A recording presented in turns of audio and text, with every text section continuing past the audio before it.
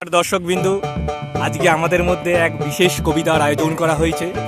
আমাদের মধ্যে তিন মহা খ্যাতনামা কবিকে আমরা পেয়েছি। প্রথমেই আলাপ করে নেব আমাদের প্রথম কবি খ্যাতনামা খ্যাতন দাস মহাশয়। পরে আছে আমাদের মধ্যে খ্যাতনামা আরেক কবি, যার নাম হচ্ছে নবীন কবি। তৃতীয়জন কবি, ইনিও খুব খ্যাতনামা কবি, এর নাম হচ্ছে হনু কবি। নমস্কার, আমি একটা ছড়া বলছি।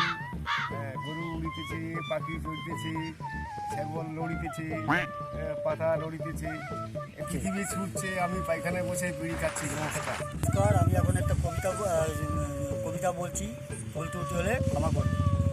প্রদীপ নামে কাটিয়ে গেলাম, প্রদীপ আমার জ্বলল না, চিরদিনই দুঃখ পেলাম, কষ্ট আমার বুঝল না। প্রভুর কাছে চেয়েছি আলো, পেয়েছি শুধু অন্ধকার, বলেছি আমার দ্বীপ জ্বালো, বারবার নয় একবার।